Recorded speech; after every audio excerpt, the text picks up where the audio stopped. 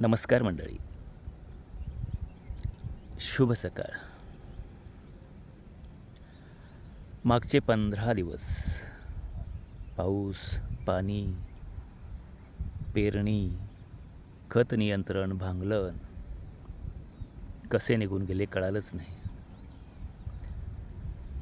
पण या 15 दिवसात मागे काहीतरी सुटतंय, काहीतरी राहून जातंय याची चुटपुट मनाला लागली होती. काल थोडीशीच फुरसत मिळाली आणि काय सुटतंय ते सापडलं. कविता. कविता माणसाच्या मनात सतत रुंजी घालत असते. फक्त तिला थोडंसं पोषक वातावरण भेटलं की शब्द आपोआप कागदावर झरझर झरझर उतरतात. अशीच उतरलेली एक कविता. तुझ्या हिश्श्याचं प्रेम.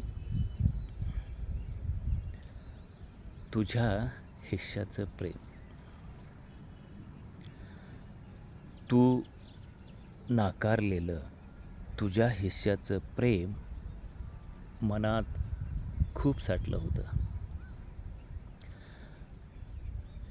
तू नाकारलेलं तुझ्या हिश्श्याचं प्रेम मनात खूप साठलं होतं.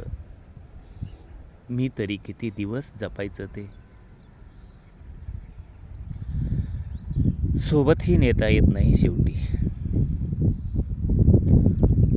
लोक जाळून टाकतील माझ्यासोबत म्हणून. लोक जाळून टाकतील माझ्यासोबत म्हणून हल्ली थोडं थोडं वाटत चाललोय तुझ्या हिश्श्याचं प्रेम. गुरांना, ढोरांना, झाडांना, फुलांना, मुलांना, पिकांना, पक्ष्यांना आणि अनोळखी माणसांना सुद्धा वाटून टाकलं तुझ्या हिश्श्याचं प्रेम.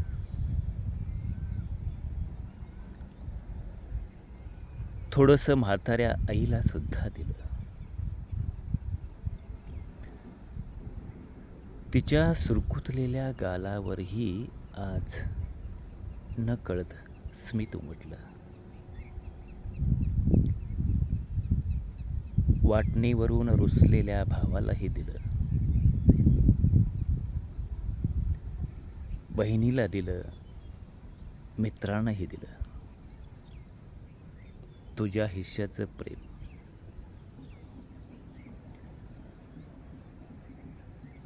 दिवसभर कामाच्या गराड्यात गुरफटलेल्या बायकोलाही दिलं. दिवसभर कामाच्या रगाड्यात गुरफटलेल्या बायकोलाही दिलं. त्यातलं उरलेलं तुझ्या हिश्श्याचं प्रेम. कोण जाणे इतक्यानेच तिचे डोळे टचकन भरून आले. कोण जाणे इतक्यानेच तिचे डोळे टचकन भरून आले. तरीही उरलंच.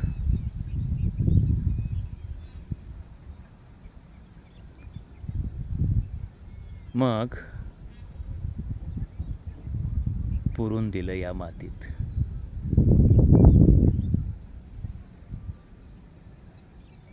तुझ्या हिश्श्याचं प्रेम.